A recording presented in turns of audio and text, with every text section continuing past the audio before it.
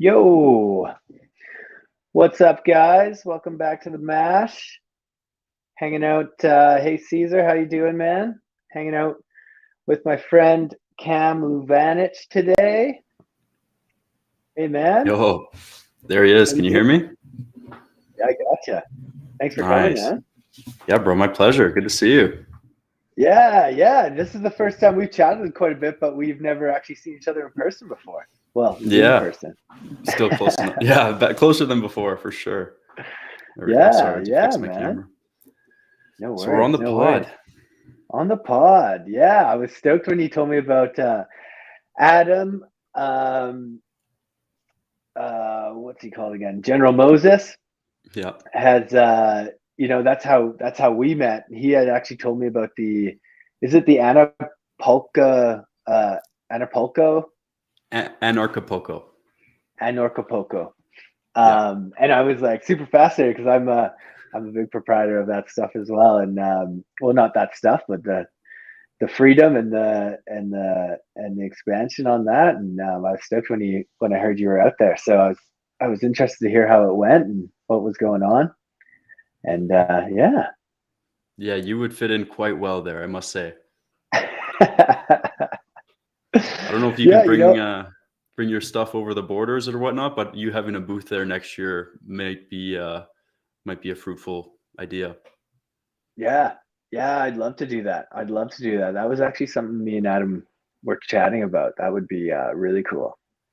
Is I guess too, so everyone knows. So we met. So you and Adam worked together. Yep. Yeah, on a couple Yeah. different fronts. So we originally met through Liberland. I'm sure Adam probably briefed you a little bit on that. If not, I can go ahead and Yeah. explain No, for he the. hasn't. No, he's never briefed you on Liberland? No. Adam, you here? You slacking, buddy. Got to promote our nation. Well, Liberland's a startup libertarian country in Eastern Europe, in between Serbia and Oh, Croatia. Yeah. sorry, he has told me about that. Yeah. Okay. Yeah. Yeah. No, Yeah. my bad, Adam. My bad. Yeah, but please, can you let us know? Because I'd love to hear about that again. Sure. So I got involved with Liberland a couple of years ago.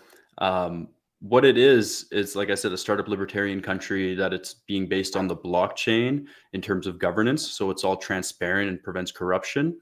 And really, it's a bunch of people who realize that no matter what you try and change in these existing governments, they're only going in one direction because you see thousands of pages of legislation getting passed every year without nobody reading it. Those bureaucrats can't even read. So it's going Yeah. through. There's no way to reverse it. People always told Vít Jedlička, the president of Liberland, because he's from the Czech Republic. He was part of the libertarian movement there. They always Cool. told him he would have an easier chance starting his own country than changing this one or any other ones for that matter. So he did just that. And he found a piece of land that is called Terra Nullius, which means no Okay. man's land. There's very few of these pieces of lands in the world. The other few that I know of are in like the Sahara or something, or islands that are just obscure and out of the way. Yeah. So this one made the most sense because it's in Europe. It's in between Serbia and Croatia on the Danube River. The reason it exists, too, by the way, is because of the ongoing border dispute between Serbia and Croatia, because the river splits the two countries. I don't know how much you know about Eastern Europe, but those countries are not very good friends.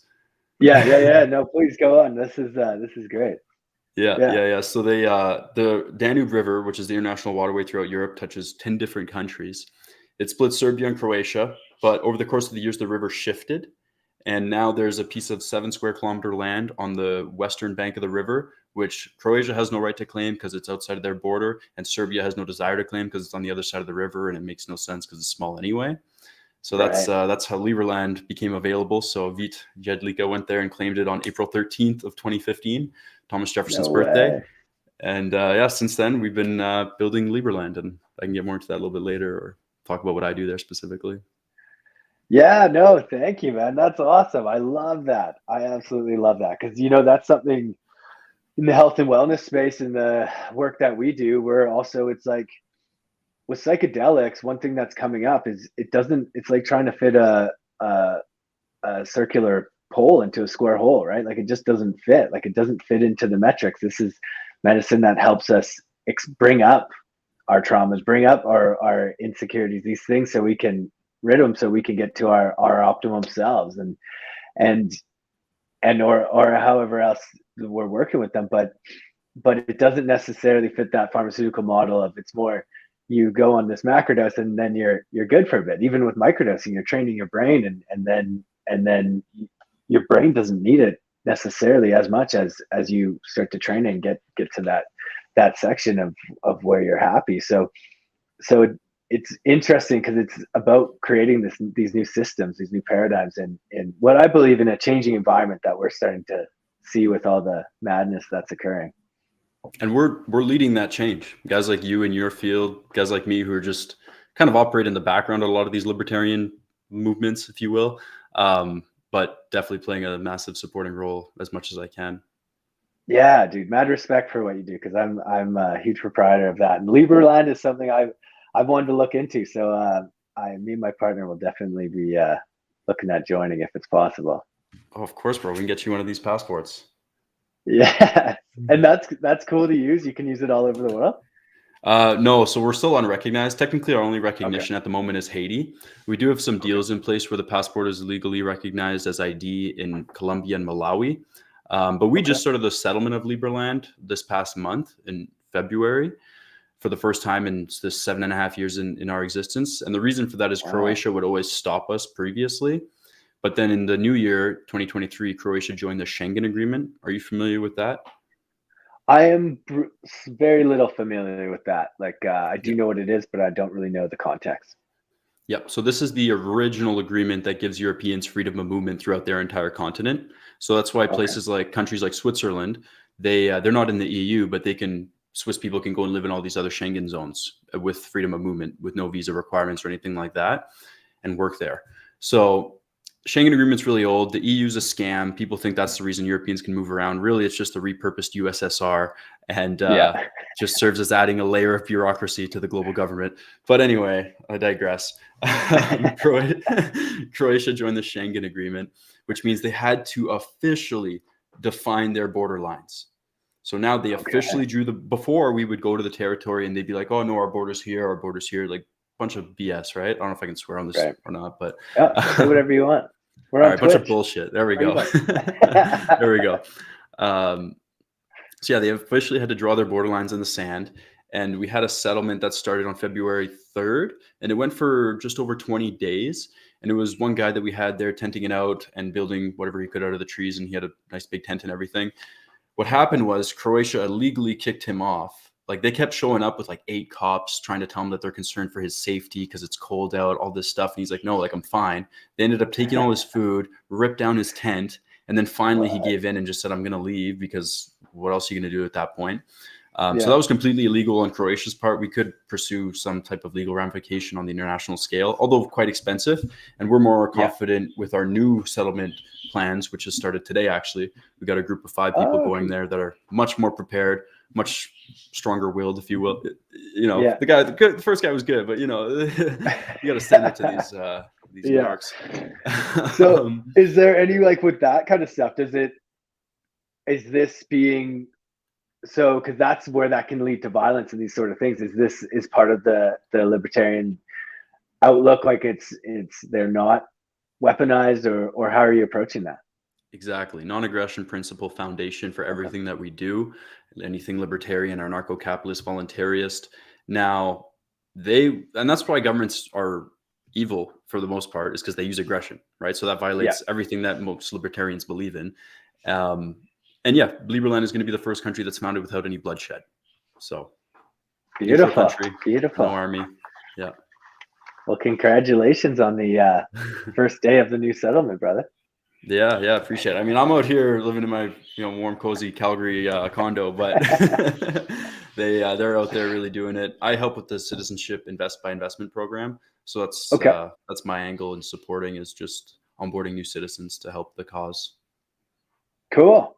Well, yeah, we'd love to be a part of that, and if I can help in any way with our community and stuff, and I know there's a lot in our community out here in Vernon and Lake Country and Okanagan and stuff that have similar beliefs. And Canada, we're so privileged with the land we get to, as I look on the lake in front of me, but like at the same time we're dealing with some interesting government stuff right now. So I think people are really more tuning in, and at the same because the government acts on, like you say, violence and fear, right? Like there's Dr. David Hawkins, he talks about the different vibrations of emotion, and and we know that we all connect on these different frequencies and stuff like that. And fear is one of these lower vibrations, but it's one that really capitalizes, and they can manipulate and then get people to do what they want. So that's where they focus, and that's one of these lower vibrational frequencies. And I think what's happening is you're actually seeing people kind of pop out of that and realizing what's actually going on, and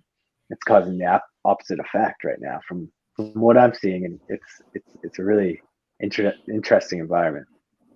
Yeah, would you agree that the more you work on yourself and raise your vibration and become more aware, it's naturally going to be affecting everyone else around you? 100%. 100%. I actually work with a friend of mine named Dirk, and he studied at the Heart Math Institute. Have you ever heard of them? Heart Math Institute, no.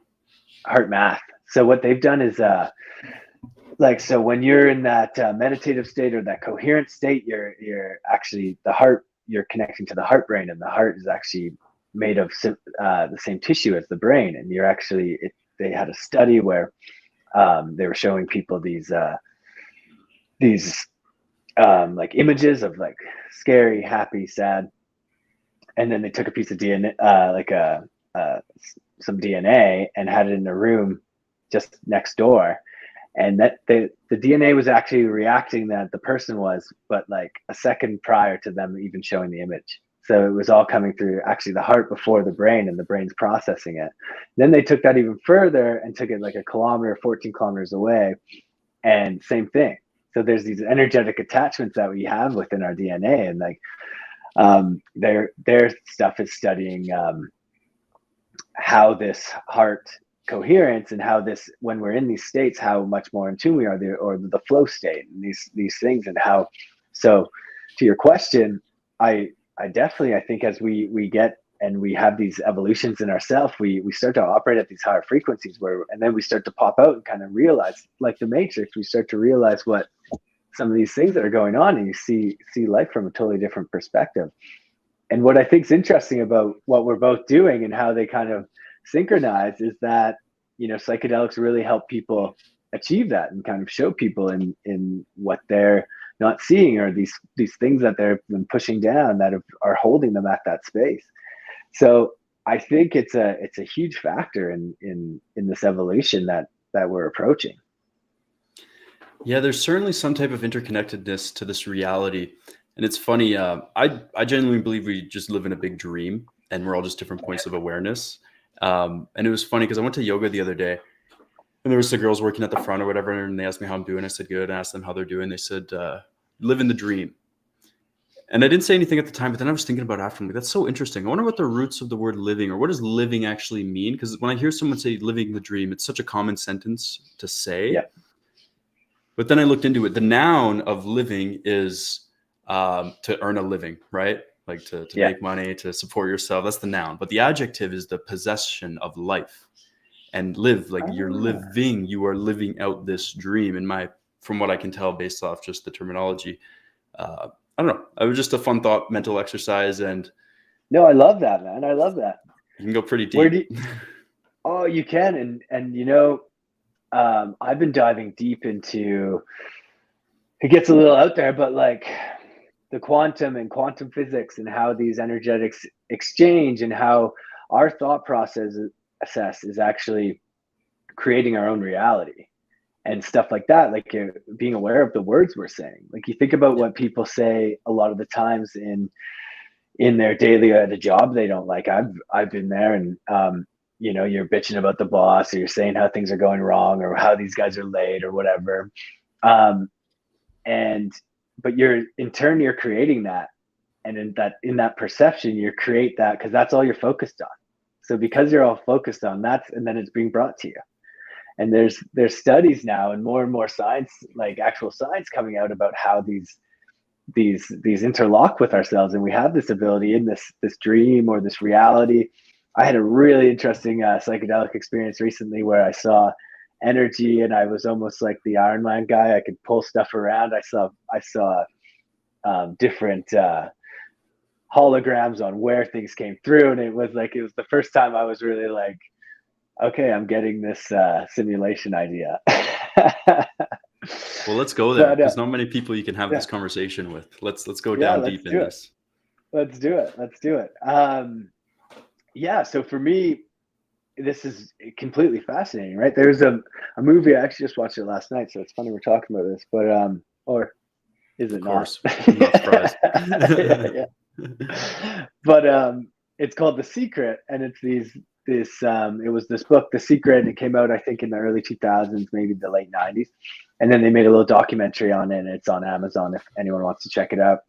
But they're talking about The Secret, and it's like calling in money into your life, it's calling in whatever you're after, a partner, like happiness, even with sickness, right? Like this woman who had gotten terminally diagnosed with cancer, focused on being healthy every day, watched funny movies, and was just in this, and then connected. So through that connection, her cells were creating that happiness, and before, without any, um, what do you call it? What do they call the cancer treatment again? Chemotherapy. Chemo. Without any chemo or anything like that, she was able to heal within 4 months. And they're like, the guy had no idea how this happened, and he's the surgeon. He's like, he couldn't put it together, and he's actually quite frustrated because like, this doesn't make sense. He's happy, but he's frustrated, and it's like this piece of this, like, you have to truly believe it, and through these emotional complexities that we have, this is also that connection to it. So if you're operating from a place of fear, you're creating fear in your life. If you're operating from a place of happiness, and then that living the dream, if you're creating that dream and then that statement, then it's more, I guess, that adjective side of it. But then it gets into like, is it your dream, or is it the dream you've been told to live? Well, that's actually ties into to my opinion, the three ways to power. One being force, right? Aggressive Yeah, force into having control and power. The other one being coercion, manipulation, which yeah, we see on a daily basis based off the dream that's being put into people's minds, the reality that's being created for them as opposed to them creating their own. And then finally, the good way, which is harmony, which can be illustrated in yourself through your physical harmony and mental harmony of following your passions and what you're interested in and going in the direction that you feel guided to go. Or if you want to look at it from a community space or a business, you can have power in a business through coercion, force, or harmony. So that's the worthy realization of a common goal when all the minds are working in harmony to realize this dream together. So yeah, two bad ones, one good one. And it's weird. The more I look into this, the more in tune I feel with it, the more I notice synchronicities happening.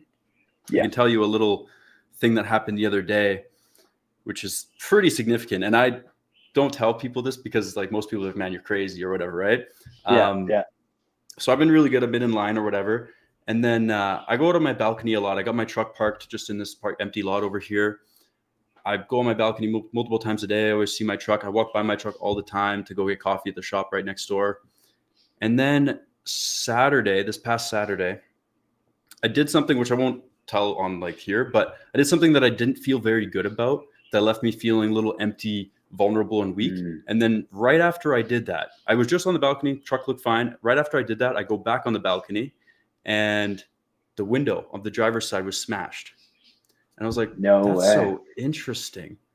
And at first I Yeah, was like, I wasn't even mad. I was just like, why did that happen? And I thought this literally happened within the hour of me doing yeah, something that I felt like I knew I shouldn't have done, but I did it. And I felt bad about it. And because I feel so in tune, it just manifested so quickly there. But then the craziest thing was I got a text because I sent the picture of it into the group chat in the building. And then I got a text from a guy in the building. He said that window was smashed since Tuesday. He said he saw it since Tuesday. And I was like, dude, there's no fucking way that was broken since Tuesday. I swear on my life. I was on that balcony every other hour. I walked by my truck all the time. There's no way 5 days or 4 days would have gone by without me noticing it, right? And then to me, that wow. just amplifies the fact that it's the quantum field. The most improbable things can be made probable or happen Yep. based off how we are feeling internally. And that's that to me was a reflection of how I was currently feeling internally, being open, weak, and vulnerable briefly. And it manifested through that truck window being smashed and the truck being open, vulnerable, and weak.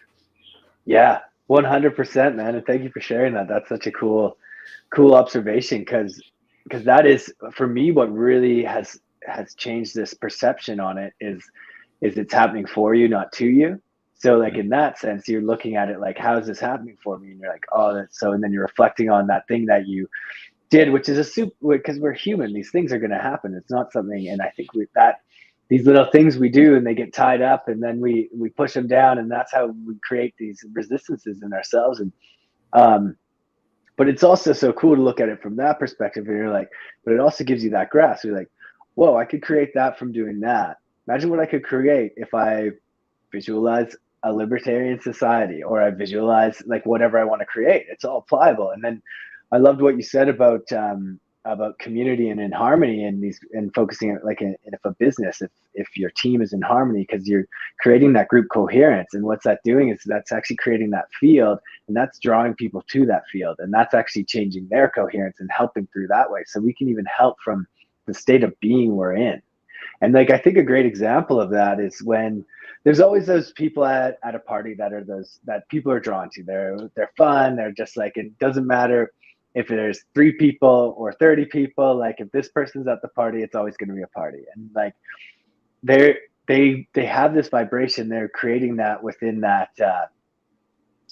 what their self. So it draws people in, and then they bring their state to that place of frequency as well, if you want to put it that way. And like, you think about that in how we interact in our daily lives, and how just each and every one of us, just by doing that simple thing and focusing on that, it's helping ourselves and creating our own realities. But then it's also having an effect on other people. And I find that so fascinating because coming from a power engineering background, studying motors, electromagnetism, these things. And it's like, okay, these are science that we know is true, but now taking it to a level of, which is, we see Wi-Fi, we see these things. It's not crazy to think these things. And then like, now that we're getting the science to prove consciousness and the powers we have, each and every one of our, sorry, I'm on a bit of a rant right now, but please. but each and every one of our cells have this charge, right? So when we're activating it, I do these cold dips every day. And I find when I'm able to, I do the Wim Hof, like, thing. And I'll do a breath work. And well, when I'm tuned into that, I can create that vibration in my body, and I'm actually warm in the water, and I'm getting this like neural system reset, and I feel great after. And you're like, each and every one of our cells could have this, when we're able to tune into them, we create this charge, and we have this ability. And I read somewhere that they said each human has the capacity of all the cell phones in the world, if we were able to access all of our cells. So we have this like immense power, but we've just also grown up within these belief systems. So we don't know it's there, right? Yep, the beliefs are holding people back. Yeah. It's structuring the reality. Well, that's it, right? And then what's curious is then, without getting too tinfoil hatty, you have these higher ups who are creating this, and then they have the kind of minions to create that reality, because you need that for the ecosystem to go around and so forth. But let's dive into that a little bit, shall we? Yes, because I grew up in a house where I was bombarded with red pills, we'll say, my entire life. Like, I don't know what your audience is like on some of these topics, but like I grew up with we're in the right spot. We're in the right spot. Perfect. I grew up with a picture of the Twin Towers falling on my fridge, right? Like, that's just like goes to show you that my dad's type of mentality, right? Not because like, oh, this is so sad and a mural. It's because this is the greatest scam in history up until this point. And it was a reminder. But the thing is, and I love my dad, but he just lived in the darkness so much, and even consistently, where it drove me to realize like there has to be a higher reason for this. And I also, again, can't talk about this stuff to even some of these guys that I know that are in like libertarian movements and whatnot, because they don't see that inner connection, and they want to disregard that. They want to look at evil outside and just point at it. Whereas what are we hiding inside, right? Yeah. I think Yeah. these powers that be, not even elites, like all of that's garbage in my opinion. I think that's just the outer manifestation of the awakening that is being forced upon us because we've been Yeah. in a deep sleep. We've been in a coma as a society for a while. And it's just like the wolves and deer population. Deer population goes up, the wolves are low, it's going to teeter-totter back. And I feel like that's why we have a cyclical 4-generation system or something game in play where you see evil really manifesting strength strongly and a lot of people dying, but then things get better. So that all being said, Brad, I have a question. What would you say is the purpose of evil? Ooh, so this is an interesting topic, right? Because I actually believe in the power and the equality in the shadow and the light. Because I think that's also where, when you're able to see it, these things that come off as evil are actually our greatest gifts at some point, because we also see what's there for us. Then how did we create that reality in our own being? What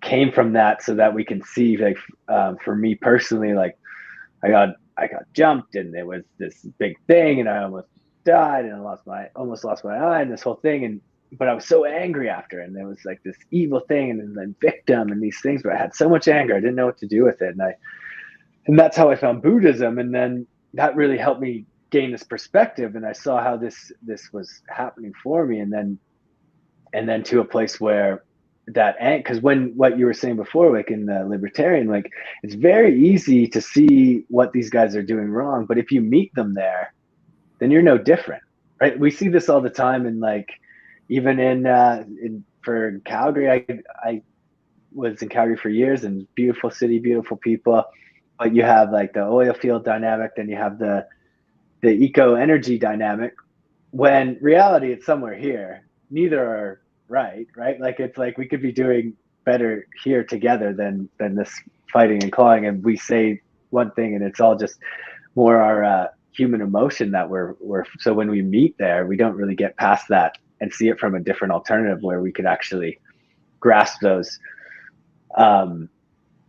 gifts on, like they talk a lot about, so if you're seeing a lot of evil people, where's that the reflection in you, right? To speak on that, like, and then on the second mirror, are you in a place of judgment on it? If you're judging it, there's still a reflection on it on you, right? Like, so it's like that perspective, I think, can really be like, how am I showing up in that way? And it might not be the exact way, but it could be something that you're seeing as this like rah, like I'm doing the right thing, but you're actually approaching it the same way they are, and you're doing that, just doing the exact same thing on the other side.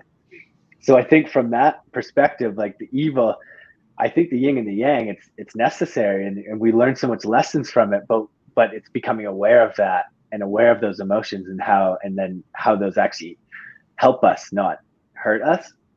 Like we use those as indicators rather than reactionators, if that's a word.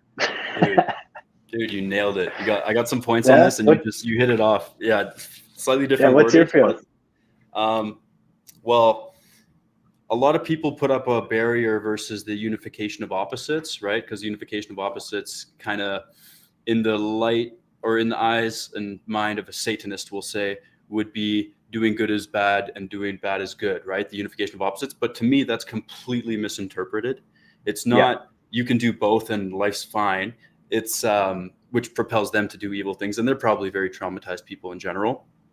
It's the awareness. It's the awareness of both. It's the yin and the yang that go together, as you said. But it's not that you can do both. It's the awareness that gives us the free will to make the right choice. So to me, evil, and I'm very meticulous with the question when I say what's the purpose. I'm not saying what's the meaning, because meaning is subjective. I'm saying what's the purpose? What is the function of evil? Practically speaking, the blood drinking people who are evil and shit, they're absolutely terrible, and those acts are horrendous. But from a personal perspective and a personal, I don't know, maybe a journey to enlightenment, what can we learn from the evil that's happening around us?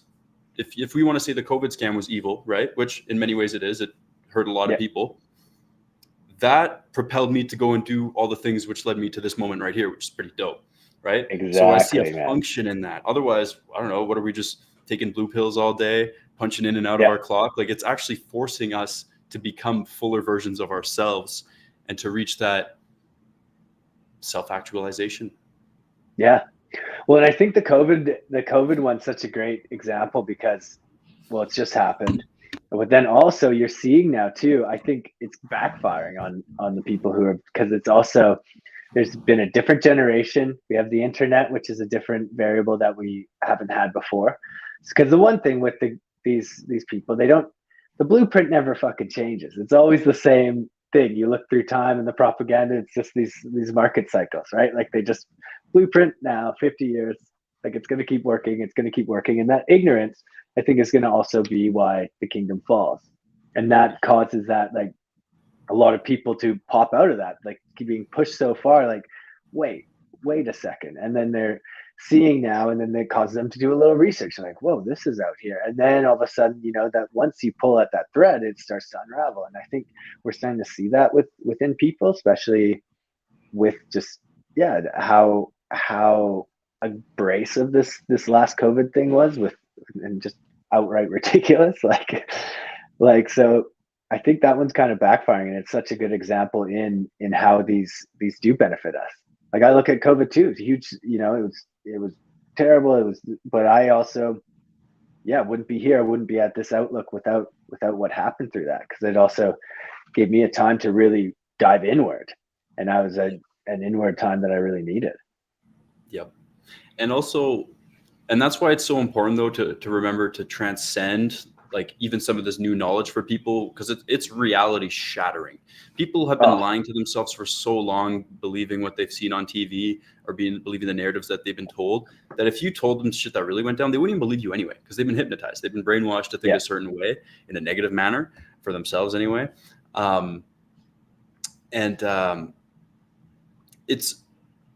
It's very, very dark to go to some of the places to start to learn some of this stuff. But again, you have to transcend it. You have to realize that it's happening so that you can awaken into this, I don't know, call it a new world, Eckhart Tolle or something. It's just, because otherwise people, they do live in the darkness, and they're consistently shadow projecting on the rest of the world, which is doing them no benefit. And as you mentioned earlier, the people that are going to be projecting the most out there, they're the ones who are going to be most susceptible, falling victim to this spirit, force of evil, as you will. Think about the French Revolution. I can't remember which king it was, King Louis something, fifth maybe. And they chopped his head off, right? There was a revolution in France. They chopped his head off. Guess who got their heads chopped off next? The leaders of the revolution. Even in the Hunger Games, to give you a better analogy, would be the person who led the rebellion. I don't know if do you watch Hunger Games? You ever seen those or read the books? I did see them. It's been a minute, but I think I remember. Yeah, dude, the books are way better. But anyway, and I'm not a fiction reader, but those are really good. And at the very end, the leader of the rebellion, she was about to go make an announcement or whatever, and the girl Katniss, she ends up shooting the president of the rebellion, or the leader of the rebellion, because she at the same time is embodying that same force of evil which was present in the previous authoritarian control system that was in place. So you just got to be really careful. You want to make heads roll? All right, yours is probably next. So maybe we can start with some compassion and go from there and create something better. Yeah. And to loop way back, that's what I love about your approach with this Liberia land? Liberland, sorry. Yeah. Because that is, and in that part too, what I believe in, what I'm seeing is, it's also, as our perspective shifts, as our perception shifts, it's not necessarily this huge, like, new world, but as your perception shifts, like you said, it's shattering. So it is actually a new world that's being created, and we'll start to see that in the future. But as more and more people's perceptions shift, we'll see what's created out of that, and then I think we'll start to see that shifting in what we call this world, and it's just that little bit of perception can it change the physical that you're walking through every day, and it becomes that practice, and it's been absolutely blowing my mind. Like, I've been practicing something called remote viewing, which is which is so cool. And I have this app, and they send you a photo every day, and it's this I'll put it in the chat. It's called like remote viewing competition or competitor or something like that. And they send you these. So they basically, what they do is they send you, um,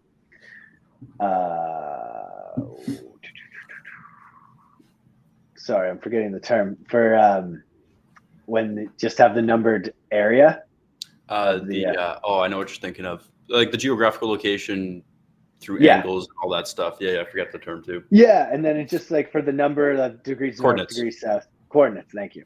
They send you a coordinated number, and then you just meditate it, you clear your mind, and you just visualize this number. Then you see what starts to appear. At first, it's the mind taking over, and I do some writing, and I just what am I seeing, and then it's amazing when you do it after, and they bring up the two different places, and like and it's like so it's still like you're picking out one and two, so you could say that you'd still guess half the time, but I'm batting at a 80% average right now, so I feel like I'm a little above guessing, so there's something to it. And then the research I've done is like, yeah, it is wild. It's just like this is real stuff that we're connecting through this energy that we have, this quantum field, and these connections that we're made of, and which is like we're these rare species that are made up as the same DNA as the universe, right? Like it's like it's out there, man. But it's like the force is real. It's all fucking real. It is. And that's the thing, even like Wi-Fi, phones, like everything that humans are creating is actually, and again, an outer manifestation of what we're actually capable of doing internally. Yeah. And that's why it's so interesting. Like we're on Zoom right now or whatever this server is, but Yeah. or service. But yeah, who knows how there are other ways of communicating. Have you read the CIA declassified document on remote viewing? I haven't read the whole document, but I was watching like I'm forgetting the fellow with the glasses there, but the doctor who was involved with it. Yeah. I was reading some of his stuff. Yeah, that one sent me for a whirlwind because I heard about astral projection probably 6 months before from this girl, and I kind of like I didn't put it off, but I just didn't think too deeply about it at the time. Maybe it wasn't for me at that time. And then I saw Yeah. this video where he was talking about it, and then I read the document, and I'm like, dude, my mind was melting. I was in a different universe for a while, bro. I was tripping out, and yeah, again, you come through that, and it's pretty natural Yeah. now. You just get it. Yeah. And I think it's letting go of these, like in breaking these belief systems. It's letting and just being open to, and just coming from it, whether it's floofy or whatever, and just coming from it from an open place and just being like, okay, I'm curious, and maybe it lands, maybe it doesn't. But yeah, there's some cool shit out there that we have no idea about. Like, and it can really create our own. It's yeah, like the same thing in a different universe. It's just blown my mind. I was watching something yesterday, and I was just like losing it on the couch. Yeah, yeah, man. So what was it that introduced you to that? Was it coming into the like with your dad, and you're kind of around that, and then you grew up with that, or how'd you get involved with all this? That's a good question. I grew up knowing the world was a lie, but I couldn't talk about it for a very Mm, long time because anytime I tried bringing up certain things at the time, the world was so normal, quote unquote, that it was just so much easier to write off. And in elementary school, I was like telling people 9/11 was an inside job, and like it just wasn't flying. yeah, So I kind of just buried a lot of it for a long time, and in a way, it was just living in the matrix, right? Living on the hamster yeah, wheel, getting different jobs, trying different things, still improving myself as a main focus, no matter what.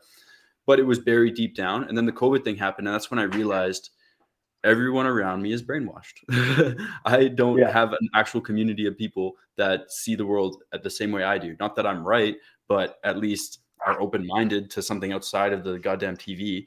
yeah, So that's when I took a pretty drastic stance and made some life-changing decisions to improve my situation and find like-minded people.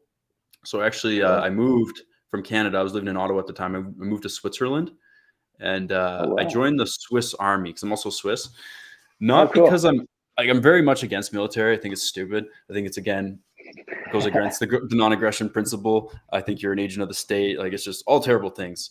And again, a lot of bad propaganda brainwashing that happens there. But I did it to do something extreme, and knowing Yeah. that I was going there to do something to start. Cool.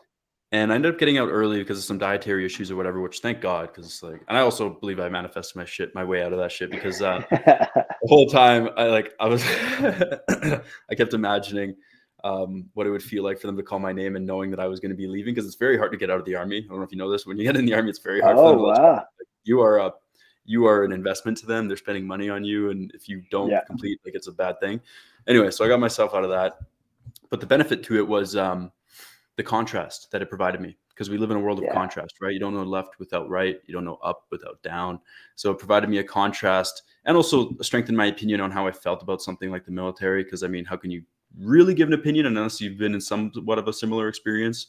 But that level of austerity and that level of challenge, even though I was there for a brief period of time, gave me the direction in terms of what I actually wanted to do. Like, I started to realize when I was there that it was, and I still don't have it fully, like, it wouldn't really make sense to most people, but getting people out of the matrix is truly my definite chief aim. And I started to realize more of a purpose from that. And from there, I ended up going down to Serbia. I lived there for 8 months. Cool. Always want to go there. Yeah, it's pretty cool, man.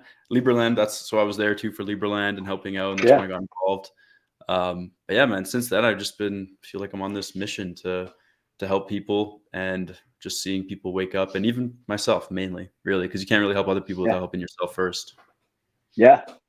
Well, it's this cool kind of stepping along the way, right? Because it doesn't, like, people sometimes, and that's in sport and whatever, and like people get caught up in like not wanting to do things because their first time or this that, and it's like, it doesn't matter where you are or what you're working on. It's just like everyone's learning from each other, so it's all good. Dude, what do you have to lose? Like, I meet these people that are so scared of change, so scared to do anything significant in their life. It's like, what do you have to lose? Your mind? Congratulations. That's the best thing that you could lose at the moment. But anything else, none of it matters, bro. Like, some guys will freak out if they lost their Spotify playlist. You know what I mean? Like, be open to new, be open to starting over, trying new things, going a different direction. Those experiences are just so beneficial. Like, you've moved around. I remember you told me you were in Australia and stuff like that. Like, the travel especially, that's top tier. Nothing compares to that in terms of the self-actualization or growth that you get from it. 100%. I think that getting uncomfortable thing is so massive, right? Like for anything that we're doing, because we can be such creatures of habit, and that just it's just not that we have to always be doing different things, but just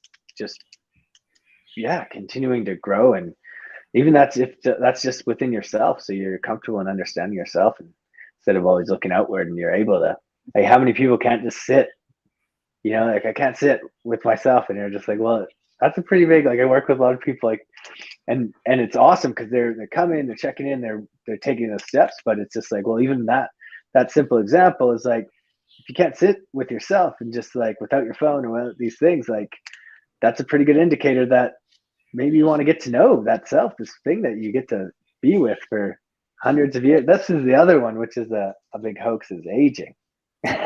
Yeah. that I'm just coming into, and like how we have control to actually, if we're tuning into ourselves properly, to like start regrowing our telomeres at, like, when they stop growing, to like rejuvenate. So like these ancient Chinese masters that are like 200 or more odd years old, and they're like, it's very, very curious. And I wouldn't base much on the Bible, but it does talk about people being hundreds of years old too. And there were giants,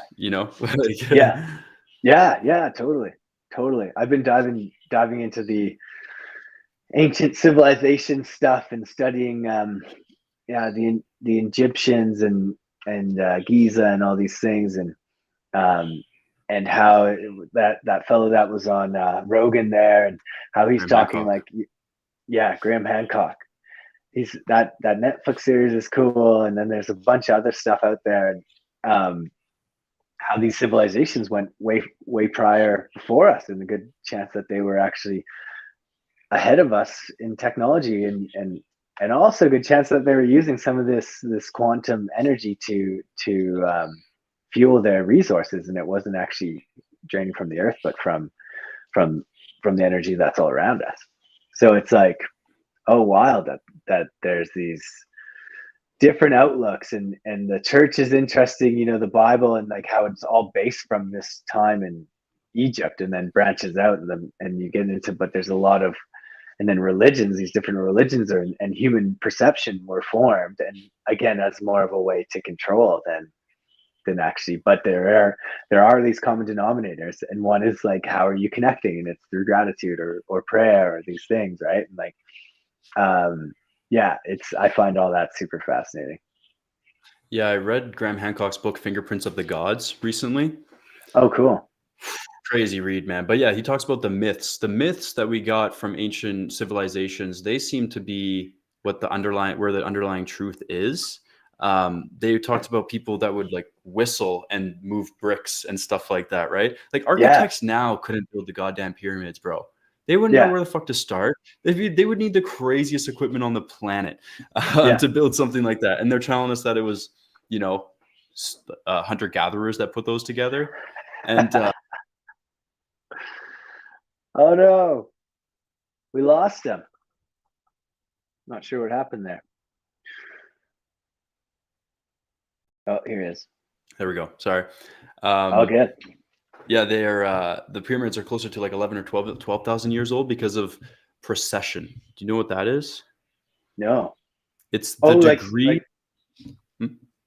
Oh, sorry. Go ahead. It's every 2,200-ish years where the Earth tilts a certain degree, and then you're in the new zodiac backdrop, right? So at the time of where the Orion's belt was precisely lined up with the pyramids was around that 12,000 years ago. And even the Sphinx being older, they kind of gauged that to being when we were in the time of Leo as the astrological backdrop. And now we recently switched into Aquarius after Pisces, which biblical history, Jesus is always represented by a fish for the last 2,200 years. And then the guy at Anarchapulco was talking about it because the Mayans thought we were ending the world in 2012, right? When really this is the cyclical calendar with the precession starts, but the precession doesn't start or end in a day, because even I think it was August of 2020 where they were saying that or 2021, something like that, where they were saying that now we've had the official switch into the age of Aquarius. So it was roughly what this guy at Anarchapulco was saying was an 8-year transition for that to actually happen, which makes sense. I mean, space-time is literally like a millisecond, and now out here it might be 8 years, right? Right. Yeah, so I don't know, man. It's super fascinating. Like, there's something to do with the stars and the Earth's alignment. I'm no expert, but I feel like hopefully piquing someone's interest who's listening would be beneficial to them. Yeah. No, I think I've been seeing some cool chatter in the chat here. People are stoked, so I think people are going to enjoy this one, man. Nice. Before this just flew by. I could talk about this stuff for hours. Yeah. Before we head off, though, I'll just pull up the. Oh yeah, Anarchapulco. Anarchapulco. Yep. I would recommend getting the replays. There were so many amazing speakers there, and I highly recommend everyone go there next year. It's the 10th anniversary. This is not a money-making event. Like, I met Jeff personally, and it's really a community-building event.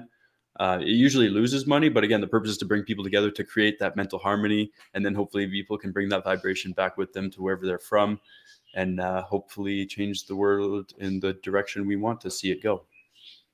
Cool. So it's a multi-day event, and it's basically speakers and different booths of what people are doing as far as like different businesses and like retreats, that kind of thing. Yeah, it's so uncommercial though. Here's the thing. It's in a secret garden in Acapulco, Mexico, and that place is literally heaven on earth. There's pools, there's like all just the scenery, you're in the tropical environment. Like, it's just the most beautiful thing ever. So yeah, they have a main stage, they got a secondary stage, they got an area with booths, but again, it's all outdoors. You're pretty much just in the jungle. Like, you guys would be tip-top shape there, I'm telling you. Oh, I'd love that. I'm definitely going to think about that one, because that would be great. I think next year I'm going to come regardless, but if we could get the a booth down there, that'd be awesome. Mm-hmm. Yeah, tons of Canadians too. So I don't know if you guys can ship internationally or not, But either way, there'd be a lot of Canadians that would be interested coming back. Yeah, yeah, yeah. I think it's something we can do to Mexico actually. So I think it could work something out, Okay, especially nice. with the functional stuff. Anyways, Mhm. and then the why can't I say this? Liberland. Libraland. Like Libra, Libra. but land, but it's not spelled that way, but Yeah, Libraland. And for Libraland, if people are interested in supporting or signing up, where do we send them? Yeah, Liberland.org. So the first step would be to Liberland.org. become an e-resident of Liberland. You get an official ID card from that. And the e-residence is actually a program we modeled off of Estonia, which allows you to have an electronic residence for your business, essentially. It's basically your first step in getting into our ecosystem. And that way you can pass our KYC and be approved. And then after that, you can contribute to become a Liberland citizen and passport holder. Like I said, we're still in the startup phase, but it's progressing very significantly right now, especially this year. So it's looking good. Just become an e-resident. Send me an email if you want citizenship@liberland.org. Awesome. Well, thanks so much, Cam. Appreciate it, man. Yeah, my pleasure, Brett. Thanks for having me. Yeah, no worries. All right, guys. Catch you next week. Peace.